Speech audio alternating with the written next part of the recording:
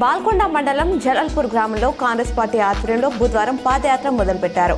AICC పిలుపు మేరకు జై బాపు జై భీమ్ జై సంవిధాన్ కార్యక్రమంలో భాగంగా పాదయాత్రను నిర్వహిస్తున్నట్లు మండల కాంగ్రెస్ పార్టీ అధ్యక్షుడు వెంకటేశ్వర్ గౌడ్ తెలిపారు. హెచ్సీయూలోని 400 ఎకరాల భూమికి సంబంధించి వివాదం జరుగుతున్న నేపథ్యంలో నటి రేణు దేశాయ్ ఓ వీడియో రిలీజ్ చేశారు.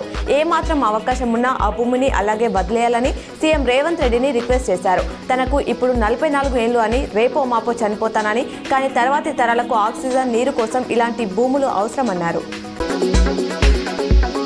రేషన్ షాపులో సన్నబియ్యం అందిస్తున్న రాష్ట్ర ప్రభుత్వం త్వరలోనే సరుకుల కిట్ ఇచ్చే యోచనలో ఉన్నట్లు తెలుస్తోంది.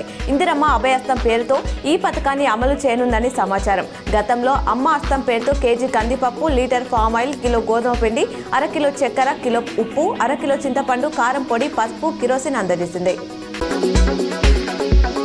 హెచ్సీయూ భూములను ప్రభుత్వం లాక్కుంటున్నట్లు జరుగుతున్న ప్రచారాన్ని డిప్యూటీ సీఎం బట్టి విక్రమార్క ఖండించారు. విద్యార్థులు రాజకీయ ప్రభావానికి లోను కావద్దని సూచించారు. 2004లో అప్పటి చంద్రబాబు ప్రభుత్వం ఈ 400 ఎకరాలకు బదులుగా 397 ఎకరాలను హెచ్సీయూకు మరో చోట కేటాయించిందన్నారు.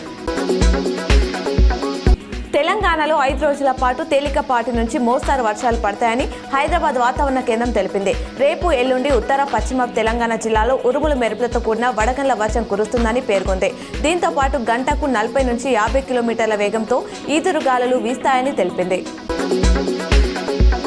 2011 అక్టోబర్ 10న సికింద్రాబాద్లో నిర్వహించిన రైలు రోకోకు సంబంధించి తనపై నమోదైన కేసును కొట్టేయాలని బీఆర్ఎస్ అధినేత కేసీఆర్ హైకోర్టును కోరారు. కేసీఆర్ పిలుపు మేరకే రోకో జరిగినట్లు పబ్లిక్ ప్రాసిక్యూటర్ వాదించగా ఘటన సమయంలో ఆయన అక్కడ లేరని కేసీఆర్ తరపు న్యాయవాది కోర్టుకు విన్నవించారు.